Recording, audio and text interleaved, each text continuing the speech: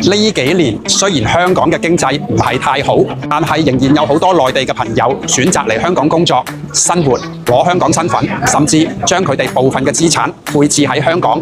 有冇諗過點解啊？一定係有某啲特別嘅原因而令到佢哋做出呢個咁大嘅決定。首先，你嘅認知要到位先啦。你真係可以清晰地睇到呢個身份帶到俾你乜嘢價值？呢句說話非常緊要。你睇到嘅唔單止係香港呢個城市嘅外貌，更加重要嘅係背後嘅法律法規、教育制度同埋完善且成熟嘅金融同埋銀行體系啊！點解全世界特別係一啲有錢人會選擇相信香港？你唔會覺得奇怪嘅咩？你唔會有疑問嘅咩？佢哋選擇相信香港就係源自我以上列出呢啲種種嘅因素啊！第二點就係你嘅潛意識要到位，因為香港係一個國際級嘅城市，佢唔係給你雪中送炭㗎，佢係讓你錦上添花㗎。第三點就係我覺得眼光要放遠少少。